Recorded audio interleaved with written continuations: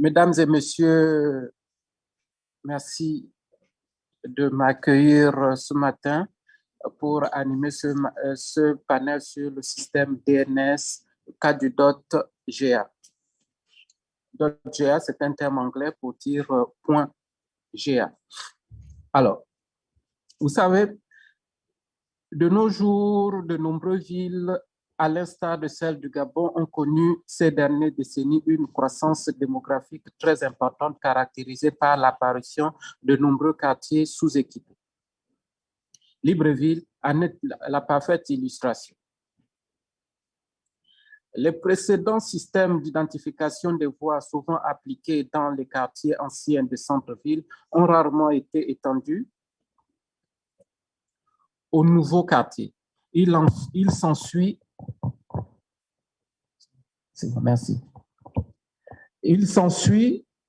une situation préoccupante pour le fonctionnement des services urbains. En effet, sans système de repérage, comment se retrouver dans une ville toujours grandissante? Comment guider rapidement ambulances, pompiers, services de sécurité? Comment envoyer du courrier ou des messages à domicile? Comment identifier les équipements urbains? Comment localiser les pannes des réseaux d'eau, d'électricité, de téléphone? Comment faire fonctionner les services de recouvrement des impôts et j'en passe. Cette situation préoccupante pour le fonctionnement des services reste présente et les interrogations encore plus nombreuses dans l'espace numérique résultant de la transformation numérique de nos villes, de notre société. Le monde qui devient alors village planétaire et les villes tendent à devenir intelligentes. On parle donc de Smart City. Par la digitalisation des services tantôt cités. Cette transformation numérique ne saurait se faire sans un système de repérage. D'où la conception d'un système d'adressage IP pour les machines et des noms pour un bon usage par les humains, c'est le système de nom de domaine DNS. Dans cet atelier, nous aborderons essentiellement le système de nom de domaine en général, donc le CCTLD, et le CCTLD en particulier. Il était prévu 2 panélistes, mais nous aurions, comme disait notre maître de cérémonie, un seul panéliste qui va intervenir donc à distance.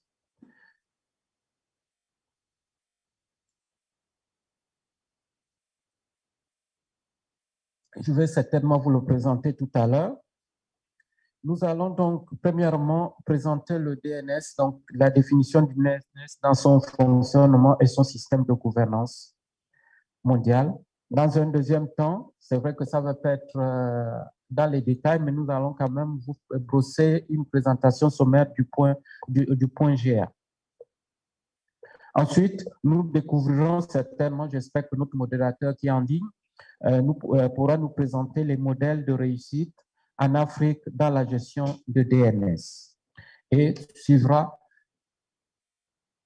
le jeu ou la séance de questions-réponses. Ceci dit, je vais inviter le premier donc notre panéliste. J'espère qu'il est en ligne. Est-ce que la technique est au point avec lui? Je vais donc commencer par le présenter pendant que tout se cale sur lui. Ça va être M. Yazim Yakano. C'est un expert qui a rejoint l'organisation ICANN en tant que spécialiste de l'engagement technique pour le Moyen-Orient et l'Afrique. Son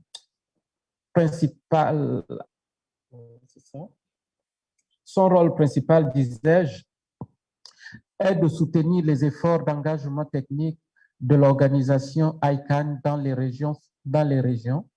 Donc, c'est la formation, la promotion des normes et des meilleures pratiques DNS, promotion de la recherche, ainsi de suite. Il relève d'Adiel Akap-Logan, que je connais très bien, c'est le premier directeur général de Afrinic, donc qui est cet organisme qui gère les adresses IP, qui est actuellement donc président de l'engagement technique au bureau directeur de la technologie à l'ICANN. La carrière professionnelle de Yazine a commencé chez Benin Telecom, l'opérateur télécom national où il a travaillé dans l'ingénierie de transmission de données et a contribué à la conception de projets de réseau FTTX et 4G LTD. Avant de rejoindre MTN Benin où il a occupé plusieurs rôles, dont celui de responsable technique sur plusieurs projets.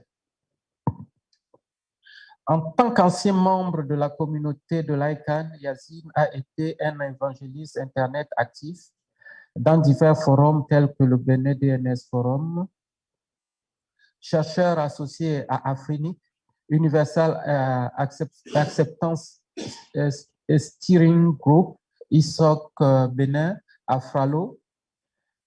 Afralo, c'est l'association des utilisateurs qui a adhéré donc à ICANN. Le nom commercial User Constituency, donc le NCUC, et le nom commercial User Constituency NCUC, Commercial Stakeholder Group NCSG, où il a contribué à plusieurs initiatives au sein de ces groupes. Yacine a également été vice-président du chapitre Benin de l'ISOC. Yacine, je ne sais pas s'il est en ligne, moi je ne l'écoute pas. Et je ne sais pas si la technique a calé la présentation avec lui.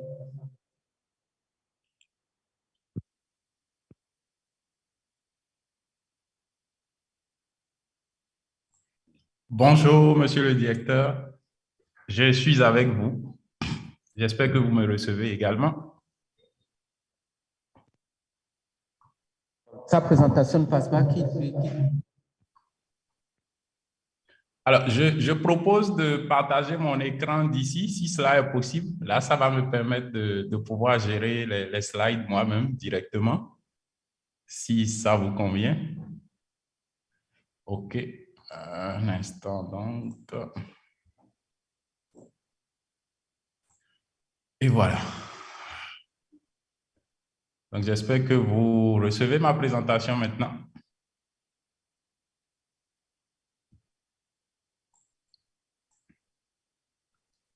Allô? Est-ce que vous pouvez confirmer que vous voyez mon écran?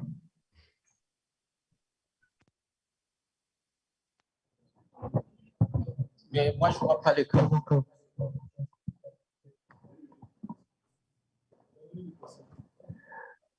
C'est les choses que j'ai demandé.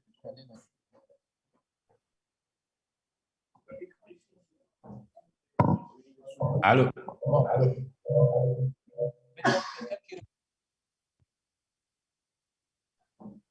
Est-ce que vous voyez mon écran?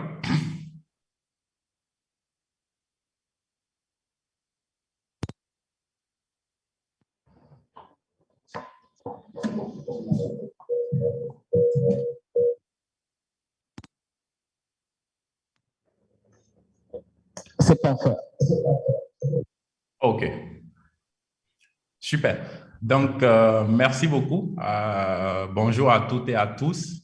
C'est un plaisir pour moi d'être là, déjà en tant qu'Africain, en tant que, même si mes nouvelles obligations m'obligent un tout petit peu à ne plus être actif au sein de la communauté, je vais dire, mais c'est toujours un plaisir de voir un nouveau chapitre Internet Society naître sur le continent africain. Et puis, pour tout ce qui concerne donc le militantisme pour la vulgarisation, la promotion de l'accès à Internet, vraiment, je vous souhaite beaucoup de courage, beaucoup d'abnégation et je vous réitère en tout cas ma volonté personnelle en tant qu'Africain, c'est comme ça que je préfère me présenter.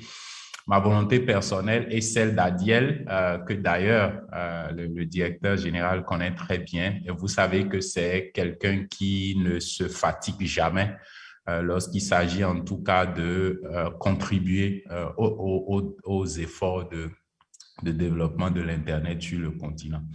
Donc, c'est vous dire que vous avez en tout cas l'accompagnement de tout le département d'engagement technique.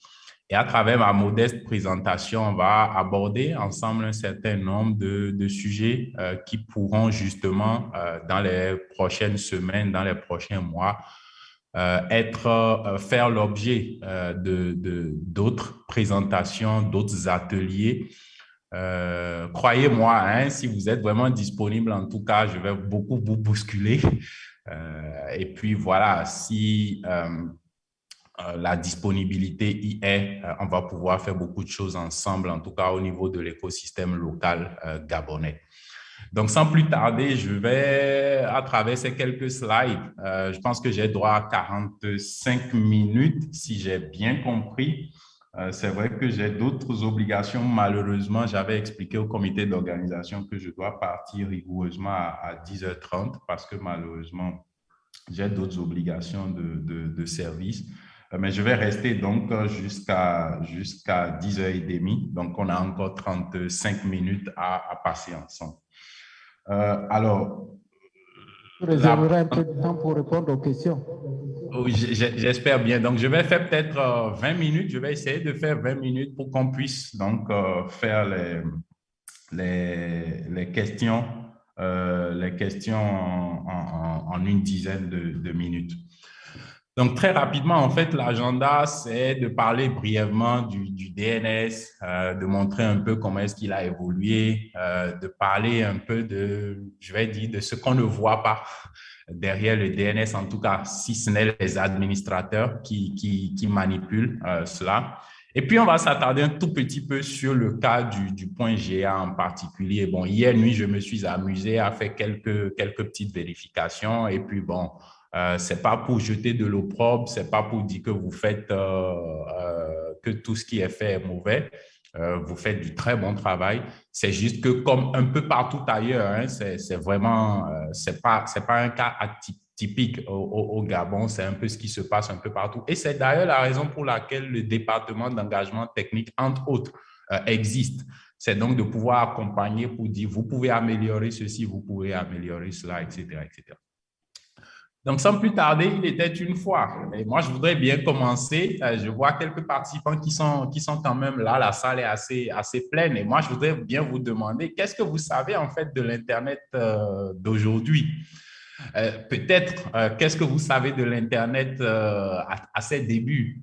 Qui peut me dire déjà quand est-ce que le fameux ancêtre de l'Internet a commencé par exister? Internet à quel âge aujourd'hui, selon vous? Qui peut essayer de répondre à cette question. Au passage, j'aime bien quand les sessions sont interactives, donc ne soyez pas surpris si je vous pose des questions ou que je demande à ce que vous répondiez à des questions. Mais on va essayer d'aller vite pour ne pas perdre beaucoup de temps. Alors, qui peut peut-être en 2-3 phrases nous dire qu'est-ce qu'il pense ou qu'est-ce qu'il sait de l'Internet à ses débuts et de l'Internet aujourd'hui, même si le directeur général tout à l'heure a planté le décor quand même déjà, hein, pour ceux qui l'ont suivi. Non, pas d'intervention? Bon, c'est pas grave. Alors, Internet, en fait, il est défini. Je voulais donner une petite réponse. Hein. Ah, d'accord, OK.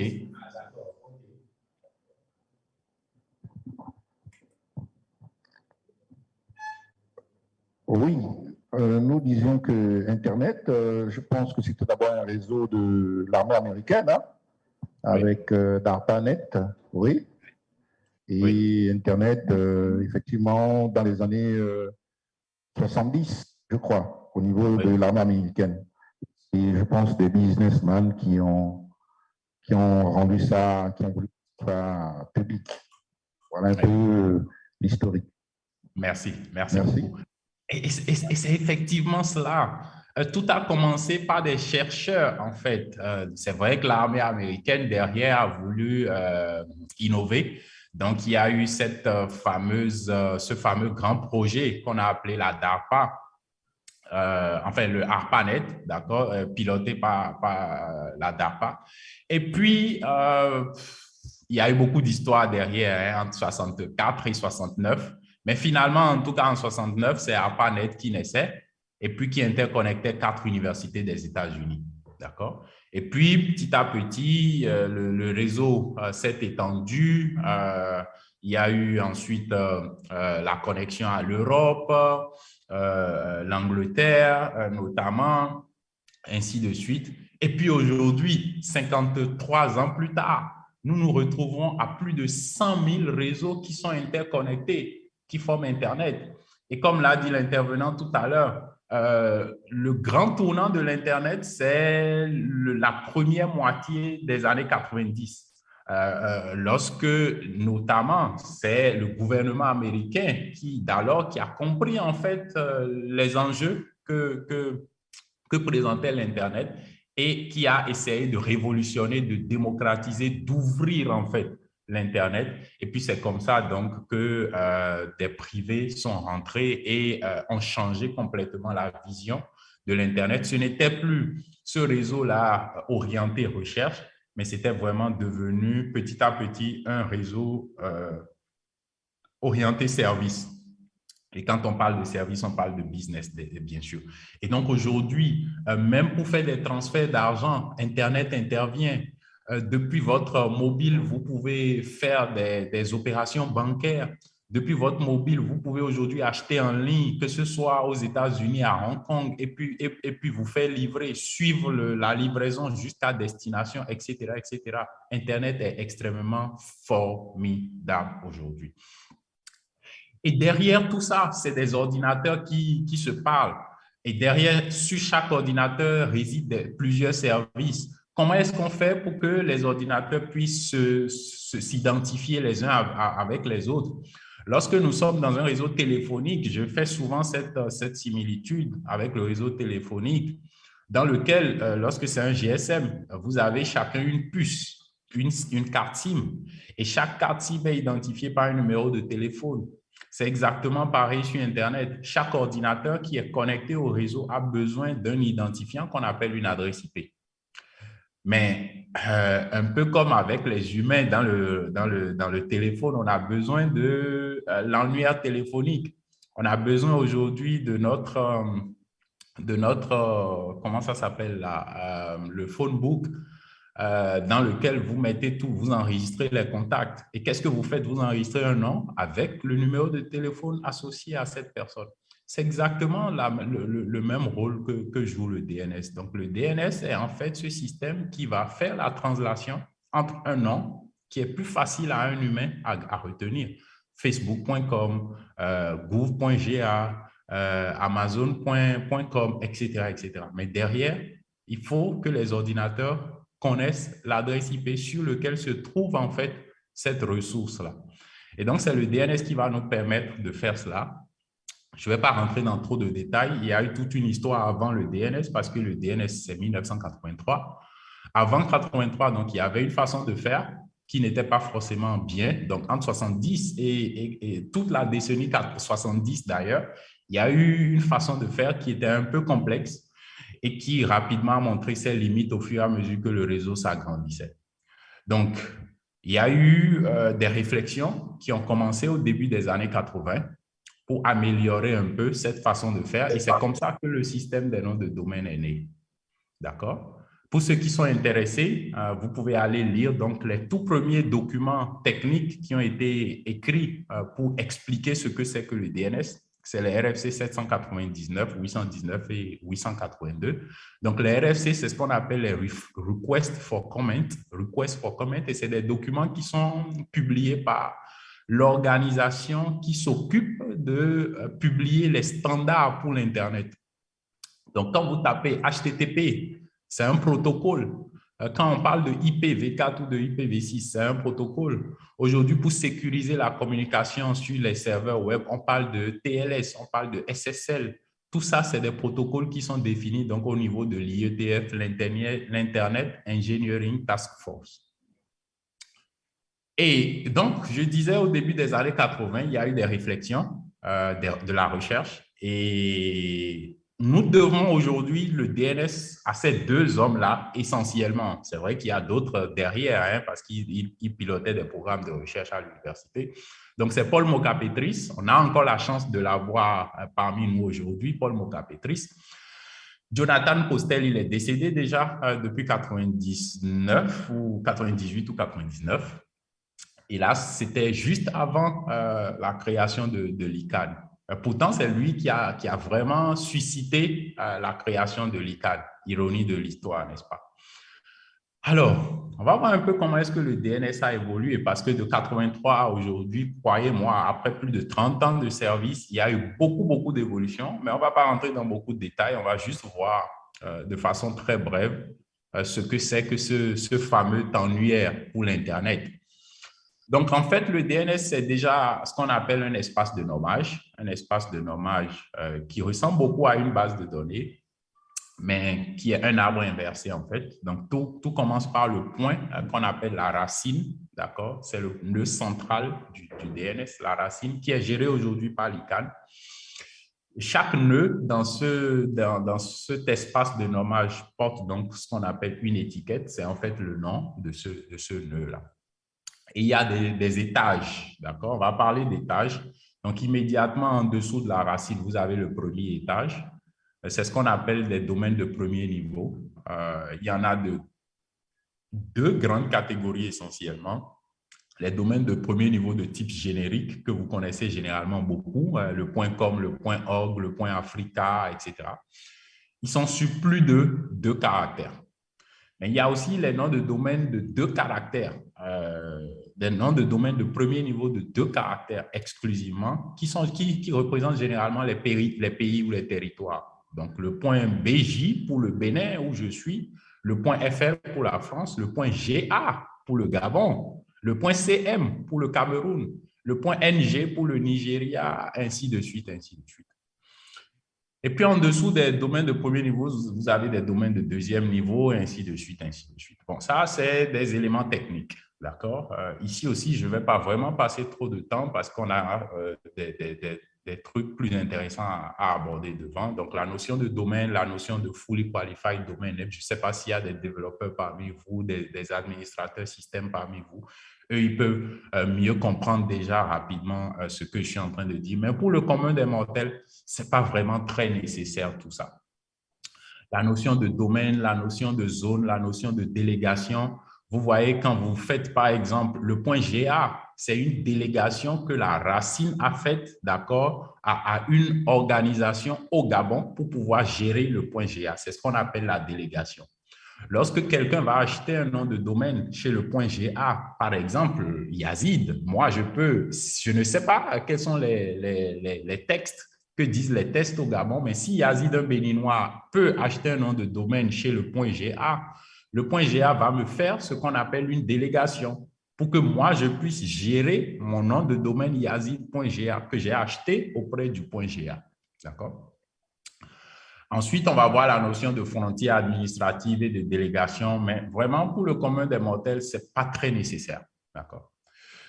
Maintenant, on va parler très rapidement de la base de données et des données du DNS. D'accord? Quand on parle de DNS, c'est des informations. Je reviens encore sur le parallèle avec le répertoire téléphonique. Vous voyez, quand vous créez un nom, généralement aujourd'hui, avec les smartphones, vous avez beaucoup de champs dans le nom. Vous pouvez mettre aujourd'hui plusieurs numéros de téléphone, vous pouvez mettre des adresses e-mail, vous pouvez même configurer la date de naissance, etc., etc. Donc, c'est ça, en fait, à peu près pareil au niveau du DNS. Vous pouvez mettre plusieurs types d'informations associées à un même domaine. Et donc, le parallèle avec le répertoire téléphonique.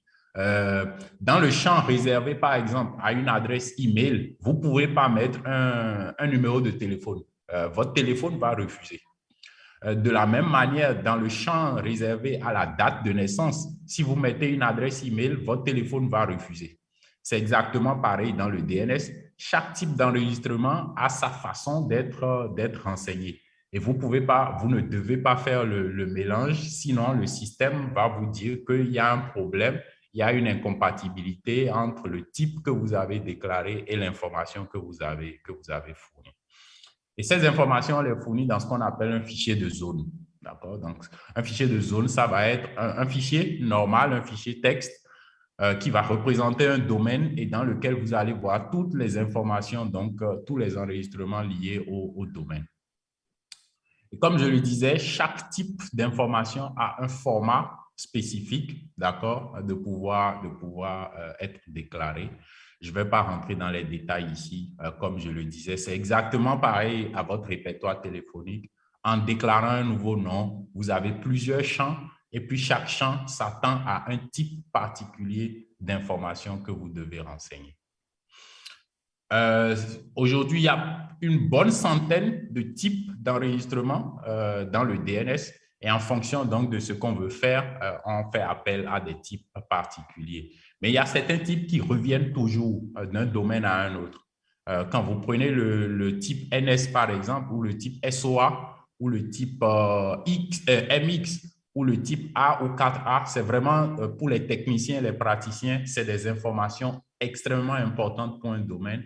Et généralement, on ne peut pas créer un domaine sans mettre ces informations basiques-là. Donc, voilà un peu à quoi ressemblera en fait un fichier de zone pour un domaine. Alors, le processus de résolution DNS, ça par contre, c'est vraiment très important à savoir parce que généralement, qu'est-ce qu'on fait? On tape www.facebook.com, mais derrière, on ne sait pas comment l'ordinateur fait pour nous afficher facebook.com. C'est vraiment important de savoir ça, par exemple. Alors, très brièvement, le DNS, c'est vrai, c'est ce qu'on appelle le système des noms de domaine. On a dit tout à l'heure qu'il permet de faire la translation d'adresse IP en nom. Mais en fait, il y a deux types de serveurs. Hein. Il y a les resolvers, les serveurs de nom. Je ne vais pas rentrer dans trop de détails. Et puis, il y a de l'optimisation qu'on fait, etc. Donc, quand on veut regarder un peu l'architecture, voilà à quoi ça ressemble. Vous avez votre terminal, ça peut être votre téléphone. C'est vous qui voulez aller sur un site web. Dans le cas d'espèce, vous voulez aller sur www.icann.org. Mais en fait, votre téléphone va parler avec un serveur qui est généralement chez le fournisseur d'accès Internet. Ce serveur lui-même va parler avec plusieurs autres serveurs qui sont éparpillés dans le monde pour pouvoir donc vous fournir la réponse. D'accord? De façon étape par étape, on va rapidement voir à quoi ça ressemble. Donc, généralement, quand vous tapez une adresse, vous voyez en bas de votre écran du navigateur « Resolving Host ». C'est en ce moment que le processus de résolution DNS est déjà en train de se passer, en fait. D'accord? Et qu'est-ce qui se passe? Votre téléphone, enfin, votre ordinateur ou votre téléphone va parler avec le serveur chez le fournisseur d'accès Internet. Lui-même, il va parler, comme je le disais, avec plusieurs autres serveurs et vous revenir lorsqu'il a la réponse avant maintenant d'aller vers le site web. Donc, si quelque part, quelque chose s'est mal passé, vous n'aurez pas votre site web qui va s'afficher parce que le DNS s'est mal passé. D'accord? Donc, c'est extrêmement important. Parfois, on dit qu'il n'y a pas la connexion, alors qu'en fait, la connexion est là, mais c'est le DNS qui ne marche pas. Et généralement, pour le commun des mortels, on ne sait pas faire la différence entre la connexion que fournit le fournisseur d'accès Internet et le service DNS que le fournisseur aussi généralement vous fournit. Mais c'est deux services qui sont, qui sont différents. Veuillez m'excuser. Donc ici, c'est pour expliquer une fonction qu'on appelle le cache pour accélérer en fait la résolution DNS, pour éviter que chaque fois vous ayez en fait à parler tout le temps pour les mêmes questions, à aller chercher les réponses. Donc pour améliorer les performances du DNS, on fait ce qu'on appelle de l'optimisation, de la résilience. Et il y a deux modes de résilience. Le premier mode, c'est de vérifier la redondance du système pour pouvoir répartir la charge, en fait. Et je me suis amusé un peu à voir sur le point GA hier. J'ai vu essentiellement que vous avez 4 serveurs autoritaires. En tout cas, c'est ce que je vois de l'extérieur. Chacun des serveurs a une adresse IP publique V4 et une adresse IP publique V6. C'est très bien. Vous faites du bon travail donc, au niveau du dual stack. Vous faites à la fois du V4 et du V6. Bravo pour ça. J'ai vu aussi que vous êtes répartis, les serveurs sont répartis sur 2 numéros de systèmes autonomes complètement différents, même s'ils appartiennent vraisemblablement au même opérateur. C'est déjà très bien pour éviter le problème que Facebook a eu la dernière fois, par exemple. Ils ont tous leurs serveurs dans le même numéro de système autonome. un jour, ils ont cessé d'annoncer leur réseau pour des raisons techniques. Et puis voilà, tout le monde était déconnecté de Facebook et des autres services qu'ils offrent. Vraisemblablement, vos serveurs sont localisés en Centrafrique, aux Pays-Bas et au Tchad. Vraisemblablement, parce que ça, ce n'est pas forcément toujours sûr à 100%. Mais les administrateurs du point GA pourront nous confirmer cela ou pas.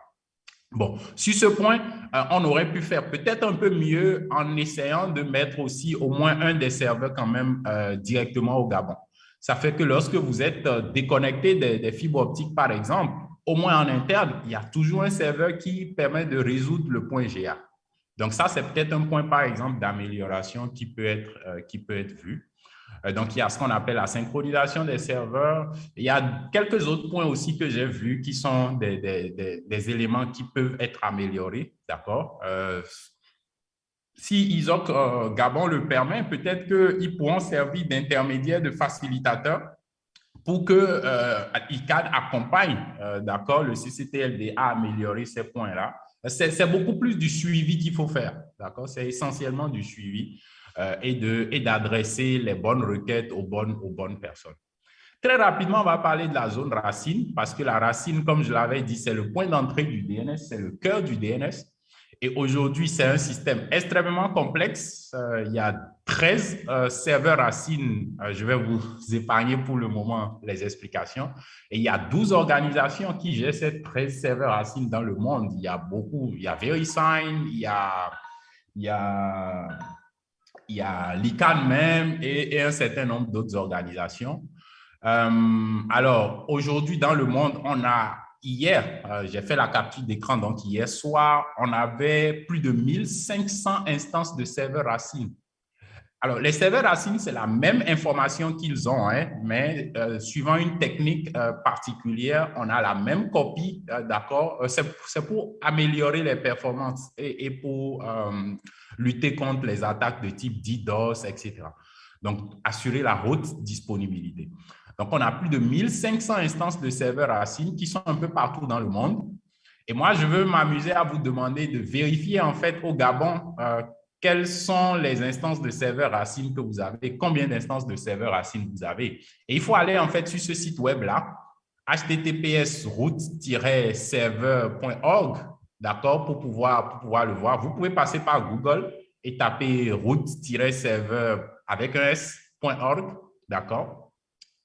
Et si quelqu'un le fait, vous pouvez taper dans le chat quelles sont les instances de serveurs racines disponibles au Gabon. Vous allez, quand le site web s'affiche, en fait, vous zoomez la carte et vous regardez le Gabon, vous allez voir la lettre qui va apparaître. Comme je l'avais dit, hein, les serveurs racines, c'est de A jusqu'à M. Donc, vous allez voir si c'est le A, c'est le B, c'est le C, etc., qui sont affichés chez vous au Gabon. Donc, c'est ça le but de l'exercice. Alors, très rapidement, déploiement de serveurs, c'est pour vous montrer un peu les technologies qui existent. Mais nous, au niveau de l'ICANN, on travaille beaucoup plus avec tout ce qui est open source, solutions ouvertes. Mais il existe aussi des solutions commerciales. Donc, pour implémenter en fait un serveur DNS, que ce soit un serveur autoritaire ou un resolver, ça dépend de ce qu'on veut faire. Et puis, si c'est un resolver, il y a quelques configurations très rapides à faire. Mais bon, ça, je ne vais pas rentrer dans trop de détails à ce niveau. Alors, je vais finir avec ce slide qui ouvre quand même le boulevard vers d'autres présentations futures. C'est chaque point rouge que vous voyez. Non, déjà, cette architecture, c'est un aperçu très simplifié du DNS aujourd'hui. Qui utilise le DNS, comment le DNS est renseigné, comment les serveurs se parlent entre eux. Et chaque point rouge que vous voyez, en fait, chaque croix rouge que vous voyez, c'est un point potentiel de vulnérabilité du DNS. Donc, depuis 1983 jusqu'à aujourd'hui, malheureusement, comme beaucoup d'autres technologies, vous savez, dans le numérique, il y a des pirates qui utilisent à des fins malveillantes les technologies. Et c'est le cas avec le DNS. Il y a beaucoup d'attaques informatiques qui se basent sur le DNS. Beaucoup d'attaques dont on a connaissance sur Internet se basent sur les DNS. Et au jour le jour, nous travaillons à sécuriser davantage ce DNS. On va peut-être faire cette présentation à d'autres occasions, mais c'est vous montrer aujourd'hui les points de vulnérabilité du DNS. Mais c'est une ressource extrêmement critique pour l'Internet et chaque jour qui passe, on doit travailler ensemble à le sécuriser davantage. Je pense que c'est la fin de ma présentation. J'ai encore quelques minutes pour recevoir quelques questions. Merci et puis je vous retourne la parole. Je sais que j'ai été peut-être un peu trop rapide. Vous voudrez bien m'en excuser. Malheureusement, je pense que la technique n'était pas trop avec nous et qu'on a commencé avec beaucoup de retard. Merci beaucoup.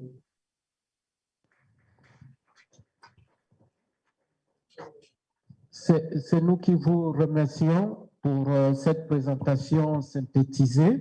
On va essayer de capitaliser par des questions, mais j'étais intéressé de savoir les best pratiques sur la gestion du DNS. Cette partie-là n'a pas été développée et on vous a senti un peu très réservé sur les critiques ou les apports, la gestion du point GA. On est vraiment intéressé de savoir un peu plus. Quelles sont les faiblesses du système aujourd'hui? Et voilà. Okay. Et sinon, peut-être une question que vous avez posée, je peux répondre tout de suite, hein, mais ça dépend de savoir si on l'utilise. Sur les instances de Racine, aujourd'hui, au niveau du point d'échange, nous hébergeons un partenaire PCH qui embarque presque les 13 points Racine dans sa base de données.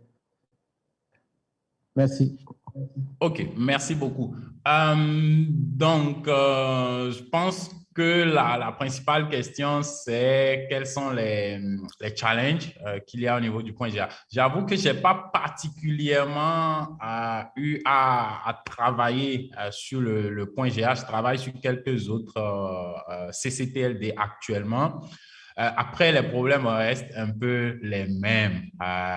Même quand on écoute un peu je vais dire les aînés, ce n'est pas des problèmes qui datent d'aujourd'hui, mais bon, l'Afrique est ce qu'elle est, le continent est ce qu'il est, et il nous revient de relever beaucoup de défis.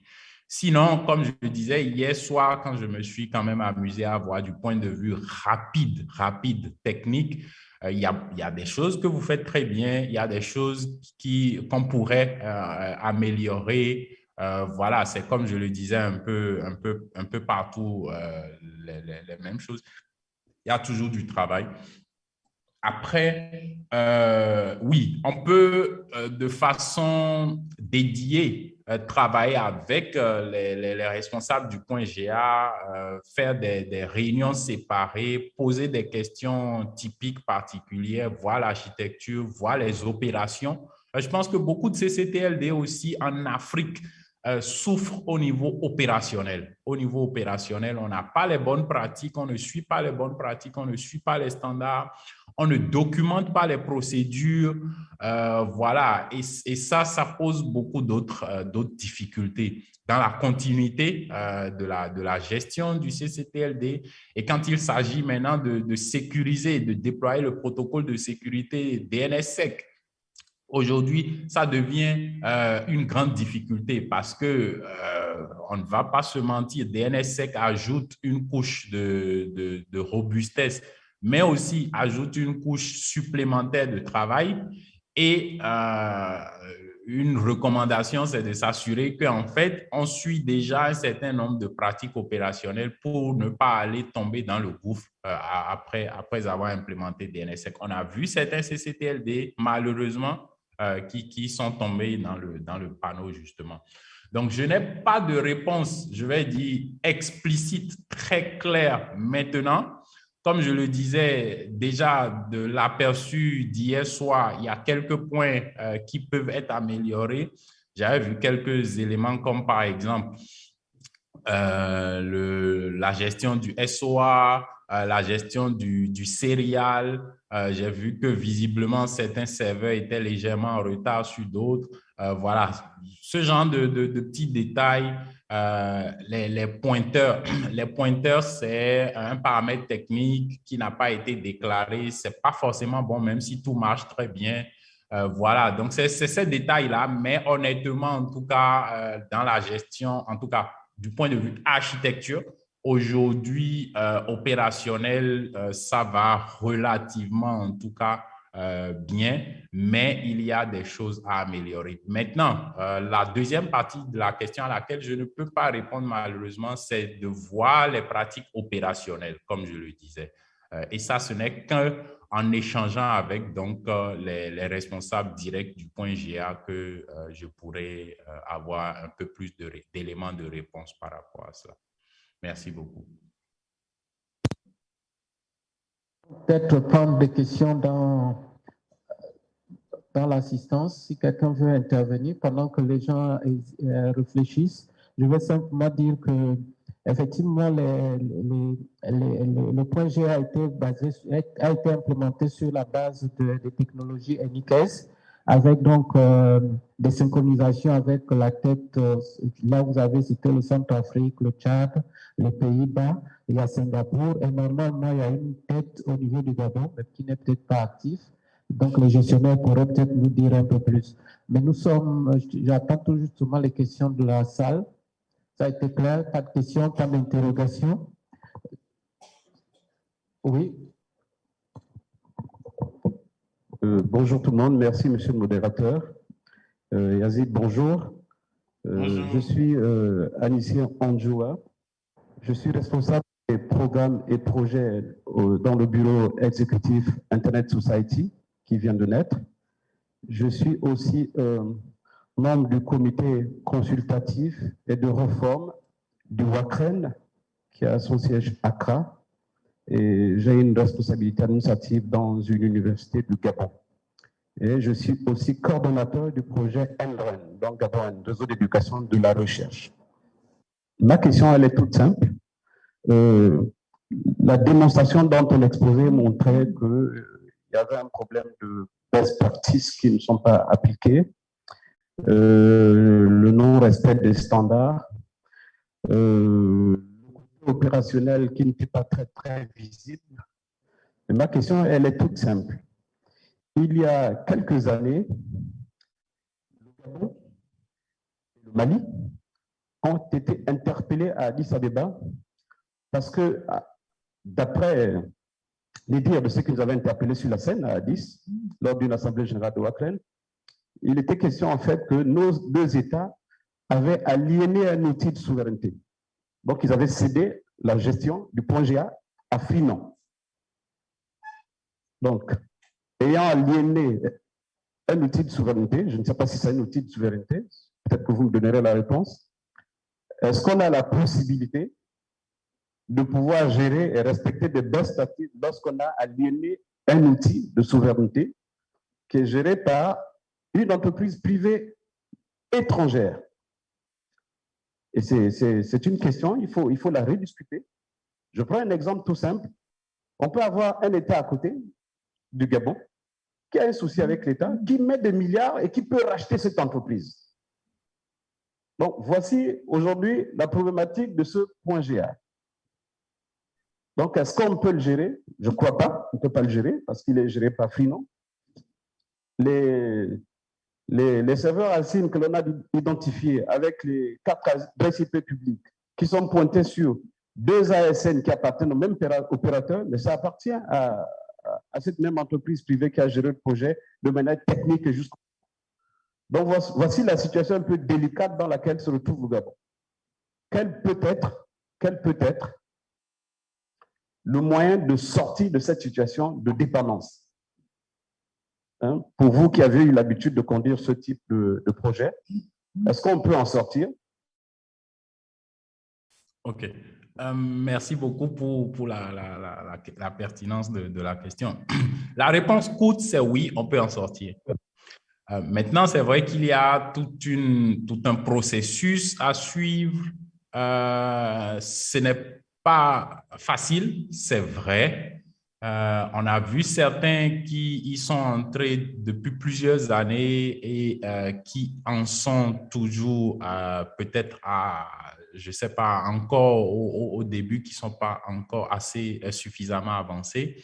Mais il y a eu quand même aussi des exemples, je vais dire, de réussite dans cette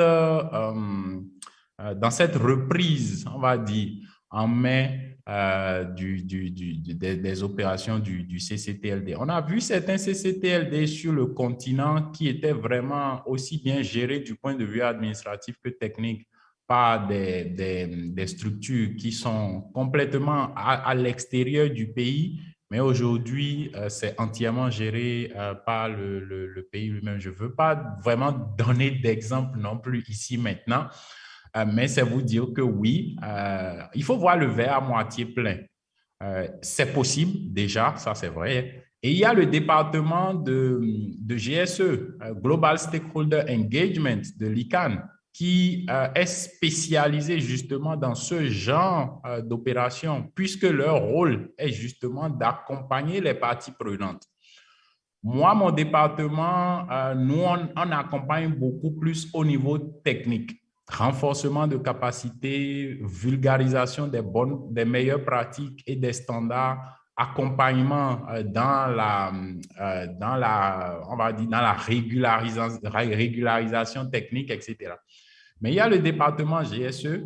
Je sais qu'ils font quand même un travail énorme quand il s'agit de faire parler les parties prenantes et de pouvoir assurer aussi une facilitation, on va dire. Donc, dans votre cas, je pense que c'est déjà de façon très ramassée, c'est qu'au niveau interne, au niveau national, il y ait donc, on va dire, cet élan et une initialisation au niveau de la communauté de l'Internet, au niveau local. Et ensuite, une fois que la communauté de l'Internet local aborde donc, ce virage, c'est d'associer maintenant GSE et GSE va aider à dire, bon, GSE, encore une fois, c'est Global Stakeholder Engagement, donc c'est le département de l'engagement des parties prenantes qui est géré par Pierre Dandinou, que vous connaissez aussi certainement très bien. Je sais qu'il est venu plusieurs fois au Gabon, qu'il a d'ailleurs travaillé au Gabon avant de continuer dans sa carrière professionnelle. Il y a Yaovi Atoum, que vous connaissez aussi beaucoup. On est en train d'accompagner certains pays actuellement dans ce même processus. Donc, c'est tout à fait possible, même si c'est vrai que c'est difficile. J'avoue, c'est aussi difficile dans certains cas. Mais la plupart du travail revient au niveau local, au niveau de la communauté de l'Internet local. C'est peut-être la précision que je voulais apporter. J'espère que j'ai répondu à la question.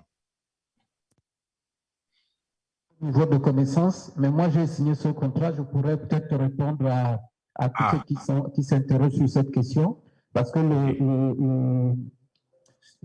j'ai négocié le contrat, je ne l'ai pas signé. J'ai négocié le contrat. Bien, non, je voudrais tout de suite, vraiment pour l'entente de tout le monde, comme vous avez vu dans mon CV, lorsqu'on crée la NEF reçoit par l'État, donc par un décret qui crée la NEF, la gestion du point GA qui était jusqu'à cette date-là, donc en 2011 à peu près, gérée par Gabon Télécom. Et pour reprendre cette gestion, c'est ce qu'on appelle le processus de redélégation. C'est ce qui a été donc mené par la NEF. Et pour le faire, nous avons lancé un appel d'offres pour avoir un partenaire technique avec nous. Le partenaire technique, c'est OpenTLD qui est devenu Freenom. Pour un certain nombre d'arguments et d'intérêts stratégiques, nous avons choisi ce partenaire qui a gagné cet appel d'offres. Et je ne vais pas rentrer dans trop de détails. Le plus important ici, c'est de dire que non. Le point GA est une ressource critique. Et c'est aussi un label national que très peu de Gabonais ne comprennent pas. Il serait plus intéressant d'avoir la fierté de dire je suis en point GA que de dire je suis en point com. Voilà. Donc c'est d'abord une ressource critique, mais un label national. Deuxième point, on dit on a aliéné une souveraineté. Non, il n'y a pas d'aliénation. Les termes sont clairs. Au niveau de l'ICANN, qui aujourd'hui à la gestion donc administrative de tout ce qui est nom de domaine.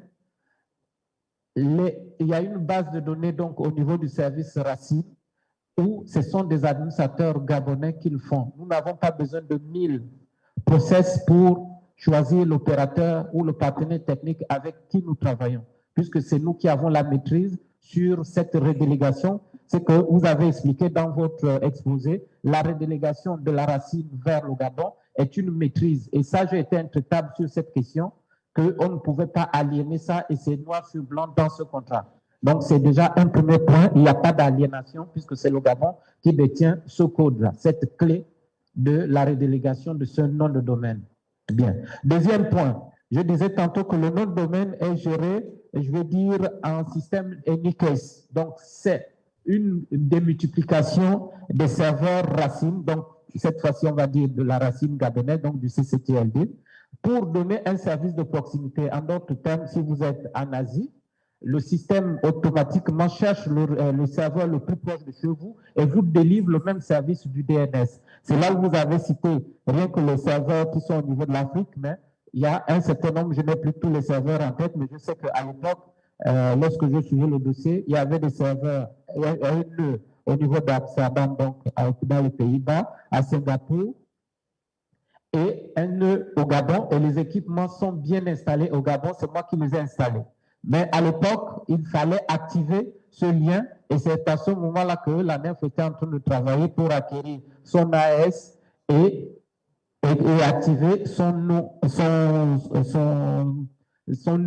Donc, c'est ce complément de serveur. Donc, sur cette base, et techniquement, il n'y a aucun problème et il n'y a pas de drame à faire.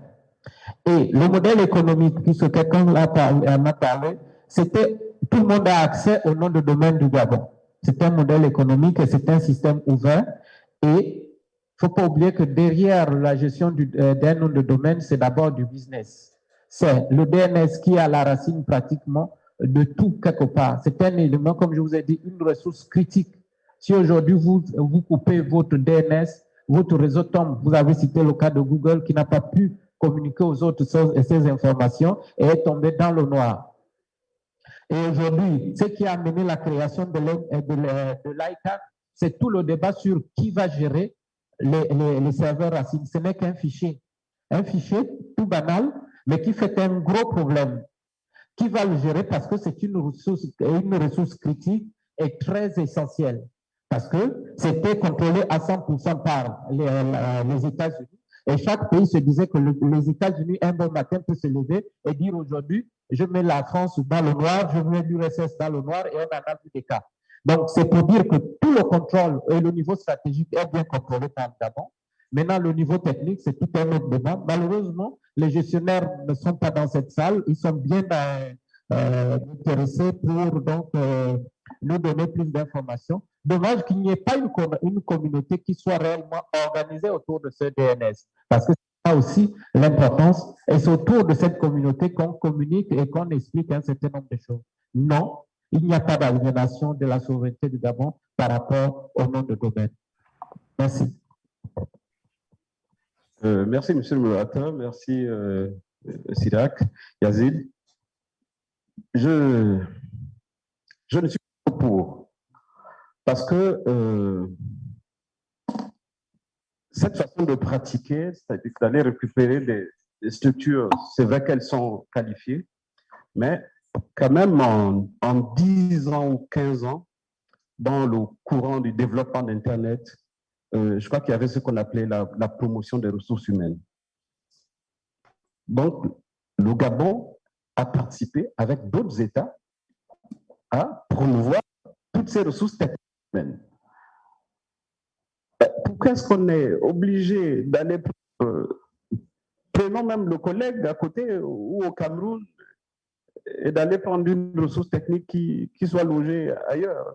C'est ça mon problème. Donc, il y a déjà le côté où on ne met pas en valeur tout ce qu'on a comme ressources techniques sur le territoire, déjà, pour ce projet. Je crois qu'avant que le projet n'échoue à la NEF, il avait été géré à Gabon Télécom, où il y avait pratiquement toute une feuille de route toute finie. Je crois qu'il fonctionnait très bien. Déjà, même si c'était de manière embryonnaire au niveau de Gabon Télécom. Donc, pour moi, je considère que tant qu'il est hors, il est hors du territoire, il est hors contrôle. comment est-ce que les autres États en Afrique ont fait? C'est ça que je disais, que nous étions les seuls États qui avaient été convoqués à Addis Abeba. Je crois qu'Yazid le sait. Il y avait, je crois, Maria Moaminata du Mali. On nous a convoqués pour nous expliquer pourquoi est-ce qu'on était obligé de céder ça à une structure étrangère et non africaine. Hein? Ce n'est pas une forme de genre xénophobie à l'endroit des autres, mais c'est une façon aussi de pouvoir nous positionner. Comment est-ce qu'on deviendra autonome? Comment est-ce qu'on fait le transfert de technologies? Comment est-ce qu'on se les approprie? C'est en se mettant à l'exercice et en le confiant aux autres qui savent le faire. Hier, il y a eu une question, je crois que le modérateur n'était pas là, de M. Biban qui nous ramenait sur une question d'une qui s'était plombée sur les écoutes des chefs d'État, ainsi de suite et tout. Donc, ça, c'est pourquoi? C'est parce que notre trafic est routé. Les trafics de ces pays africains sont d'abord routés n'importe où à l'étranger. Et puis, parce qu'on a déjà pris le risque d'avoir aliéné tout ce qu'on appelle comme opérateurs historiques, qu'on a cédé à des partis qui ne contrôlent pas, qui ne sont pas les nôtres. Voilà. En fait, j'étais en train de revenir. Pour moi, monsieur le modérateur, c'est une situation qu'il faut que l'on règle. On va continuer à laisser impunément. Merci. Voilà. Donc, même le nœud du Gabon que vous citiez, je crois que même pour entrer sur on a beaucoup de difficultés aujourd'hui. Merci. Et ce que je voudrais simplement dire que c'est un débat, si on a le temps, on va peut-être l'ouvrir tout de suite. Ça pose aucun souci. Mais c'est de savoir, est-ce qu'il y a des questions par rapport à notre panéliste qui doit se déplacer. Et donc, on est intéressé de prendre quelques questions. Oui, madame. Merci. Bonjour à tous. Bonjour, notre frère panéliste. Nous vous félicitons pour cette grande présentation très intéressante. Effectivement, c'est un sujet très important. Au cours de mes derniers voyages à ICANN, on a toujours eu à parler de cette affaire avec notre frère l'ingénieur Pierre, à qui nous avons transmis aussi une invitation et un lien pour que, suivant ces possibilités, ces disponibilités de temps, qu'il puisse nous suivre, peut-être qu'il est en train de nous suivre, avec le frère Emmanuel. Donc, je voulais dire que c'est une importante question. L'exposé était très intéressant et très technique, je pense. Il était très technique. Et nous, ici, il y a beaucoup d'utilisateurs qu'on voudrait sensibiliser parce que le frère Pierre parlait toujours du business du DNS. Que c'est important que nous puissions maîtriser le business du DNS. Et aussi, il insistait souvent sur la partie de la migration IPv4, IPv6, que c'est important de suivre toutes ces évolutions pour avoir une meilleure utilisation de nos ressources. Donc, nous attendons de vous des recommandations. Vous savez que nous, au chapitre AESOC du Gabon, j'ai oublié de me présenter, hein, je suis Madame Florence Nguyen-Kouya, la présidente du chapitre AESOC Gabon. Et parmi nos préoccupations, il y a le plaidoyer. Nous sommes là pour faire le plaidoyer et nous faisons plaidoyer sur la base des recommandations. Nous attendons effectivement, dans la mesure du possible, que vous nous aidiez à écrire des recommandations importantes sur cette question. Donc, s'agissant des utilisateurs, s'il y avait encore un peu de temps, vous aurez pu nous parler de cette nécessité de la migration IPv4, IPv6 et puis du business DNS. Donc, voilà un peu en gros ce que je pourrais dire parce qu'il y a beaucoup d'utilisateurs. Il faudrait que les utilisateurs sortent d'ici avec l'intérêt d'utiliser le point GA ou bien en tout cas cette affaire-là. Je vous remercie. Oui, merci madame pour votre contribution. Peut-être une autre question. J'espère que Yazid est toujours en ligne. Parce que comme il disait qu'il devait se déplacer, mais je vous garantis qu'on peut toujours continuer les échanges. Yazid, il est déjà parti. Bon, s'il est parti, si on a du temps, on peut continuer le panel parce que je peux répondre à certaines questions. On a du temps. Combien de minutes, s'il vous plaît? On a toujours 5 minutes, donc on va aller à l'essentiel. Alors, Monsieur Andjoua, je voudrais vraiment vous rassurer. Si on vous a formé et qu'on ne vous donne pas les outils pour vous exercer, ça devient une question politique. Je fais partie des gens qui disent que depuis 50 ans, un pays qui, dès son indépendance, a misé sur la formation, ne peut pas dire après 50 ans qu'il n'a pas de cadres ou des spécialistes. Donc ça, c'est un autre débat. Tout à l'heure, quand je répondais, je voulais citer Pierre Bandinou, Madame l'a fait, il faut comprendre le business du DNS. On est dans le business et c'est ce business-là qu'il faut faire.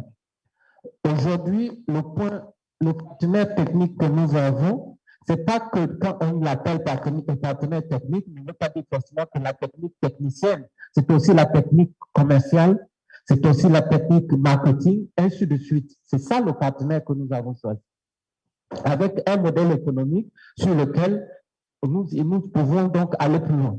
On n'est pas là pour dire que le DNS était mal géré et puis maintenant on a changé pour être bien géré par la NEF ou d'abord ce qu'on appelle. C'est pas ça le débat. Je ne sais pas qu'est-ce qui a demandé à l'État de dire que cette ressource doit être maintenant ne peut plus être gérée par Gabon Télécom, doit être maintenant gérée par la NEF. Je n'étais pas, mais on peut projeter, c'est vous qui avez soulevé le terme de l'identité, et je parlais de label. Ce Gabon OPT privatisé, cette ressource qui est une ressource de la communauté ne pouvait pas plus être dans les mains certainement d'un particulier. C'est ce qui a peut-être ramené ça à la NEF. Et sur cette base-là, la NEF doit le dynamiser, le permettre d'aller plus loin dans ses objectifs. Et si vous remarquez l'enchaînement technologique qui a été implémenté, c'est que chacun de chez lui peut commander son nom de domaine et le faire. Voilà les avancées qu'on a pu obtenir avec cette redélégation. Maintenant, s'il y a des problèmes techniques, c'est un autre débat. Mais au moins, c'est déjà cette proximité. Il était question de développer autour de cela les revendeurs de ce système, donc ce qu'on appelle les registrars. Bien, ça c'est un autre débat. Vous n'allez pas dire que c'est mauvais de ne pas avoir pensé à développer des registrars. Tout ça, c'est prévu dans cette plateforme-là. Les registrars, c'est les revendeurs. Le grand boulanger, il fabrique son pain. Le détaillant du quartier achète en gros, il revend. On peut faire la même chose avec le DNS. Et ça, je vous dis, il y a 10 ans, c'est implémenté sur la plateforme. Si ce n'est pas développé, on ne peut pas dire que les gens qui ont négocié le contrat ont manqué de technicité. Mais c'est ça les best pratiques du DNS quand vous le commandez. Vous l'achetez ailleurs, partout. Vous ne vous déplacez pas pour aller en France ou aux États-Unis pour avoir un point .fr ou un point .com ou quoi d'autre, j'en sais. C'est la même chose qui a été implémentée sur cette base de données. Bien. Le modèle économique, c'est un modèle économique innovant. Ça voudrait dire quoi? Premièrement, pour encourager les gens à aller, vous avez pendant 1 an la possibilité d'avoir votre nom de domaine de manière gratuite. Et lorsque vous l'avez de manière gratuite, au bout d'1 an, vous ne l'avez plus. Derrière ce nom de domaine comme dans la communauté, vous avez généré un trafic. On monétise ce trafic derrière et c'est ce qui régénère de l'argent. C'est ça le modèle économique qui est derrière. Deuxième point, vous prenez un nom de domaine qui n'est pas un domaine de première classe, si je peux me permettre, c'est-à-dire au-delà de 5 lettres, là, vous commencez à le payer à 5 000 francs. Mais si vous commencez à descendre, donc, on va dire les noms rares et ainsi de suite, là, le prix évolue. Vous partez de 5 000 à plus. Google paye son nom peut-être à 1 million ou je ne sais pas quoi.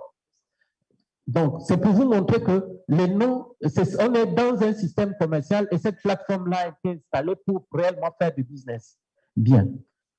Mais j'ai suivi le premier panel en ligne où quelqu'un a posé la question, je n'ai pas bien suivi la question, ça ne passait pas très bien, mais j'ai entendu que quelqu'un disait que le CCTLD du Gabon, le point GA, n'était pas libre. Bon, ça, je n'ai pas trop bien compris le sens de la question. Qu'est-ce qu'il voudrait dire par là que le CCTLD n'était pas libre lorsque je sais qu'aujourd'hui, l'architecture qui a été implémentée, c'est celle que je viens de vous indiquer. Quand je dis qu'il y a un nœud au niveau du Gabon, ça voudrait dire que quand vous êtes au Gabon, et lorsque, pour ceux qui ont suivi nos ateliers ici, il y avait bien cette question où quelqu'un vous disait qu'il est très important que le DNS soit branchés au point d'échange. Il a encore dit que ça permet de contrôler le trafic. Ça veut dire quoi? Ça veut dire que si nous pouvons bâtir notre Internet au niveau national, mais pourvu que nous ayons notre propre DNS bien organisé. Mais pour arriver à ce que je suis en train de dire, il faut organiser la communauté. Les DNS ailleurs se développent et ont autour d'eux, à côté d'eux, une communauté des utilisateurs. Voilà ce que vraiment je voudrais vous rassurer pour vous dire que le système est bien implanté, il est bien géré.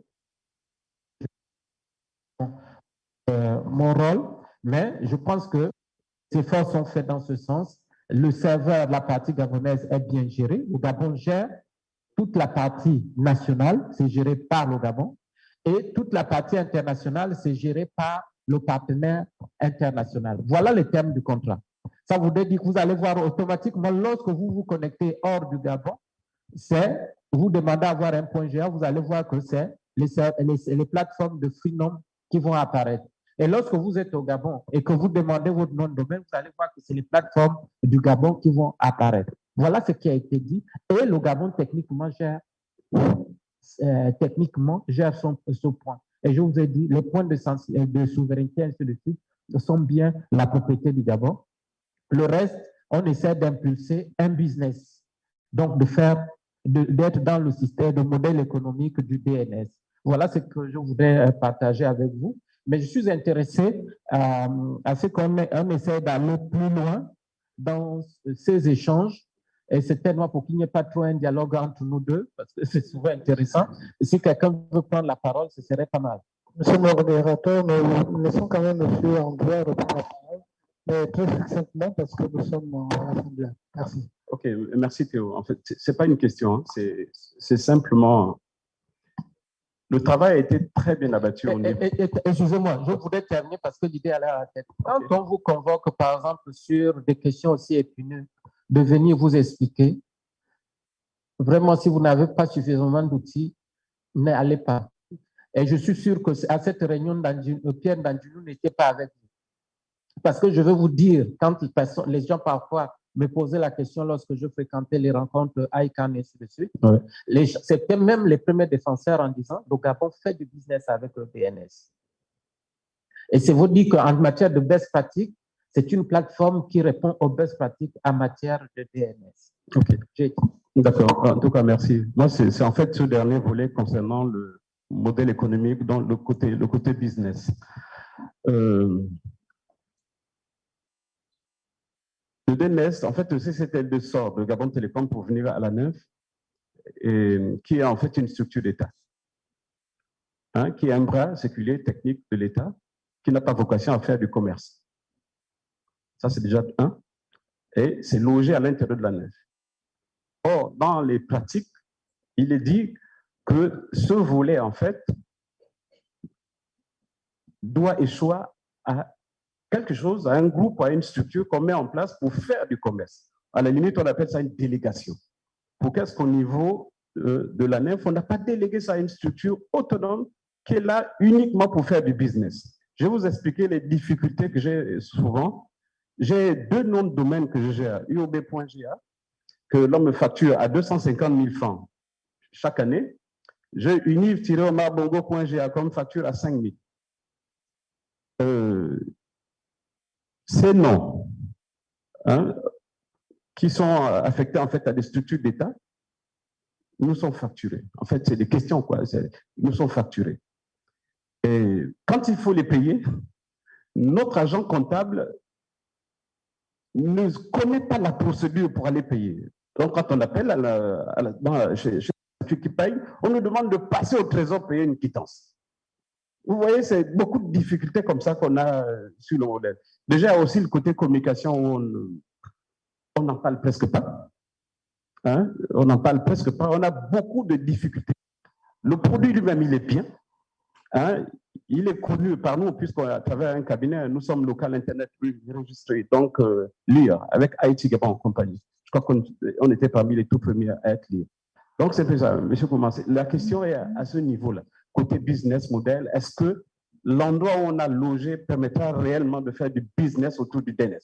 Merci. Je voudrais dire que vraiment, on n'invente pas la roue. C'est bien léger. Le cadre, par exemple, je vous prends le cas de du point F1, c'est un point, c'est géré par une structure publique qui a, c'est pas une redélégation, mais qui a mis en gestion au niveau de l'AFNI. C'est ce que je suis en train de dire. Donc, il n'y a pas un problème à ce niveau. C'est simplement un problème d'organiser une communauté et de trouver le meilleur modèle pour faciliter l'accès aux services. Et puis, bon, voilà. Merci, M. Coin. Je voudrais remercier également la qualité des échanges. Nous allons continuer. Je voudrais rappeler qu'au début de cette rencontre, nous avons eu quelques difficultés techniques. Nous avions prévu l'intervention du docteur David Bekele, qui devait intervenir, et il n'a pas pu le faire pour des questions techniques, comme je le disais tantôt. Nous allons vous inviter très rapidement à suivre 2 petites vidéos pour sa contribution. Merci.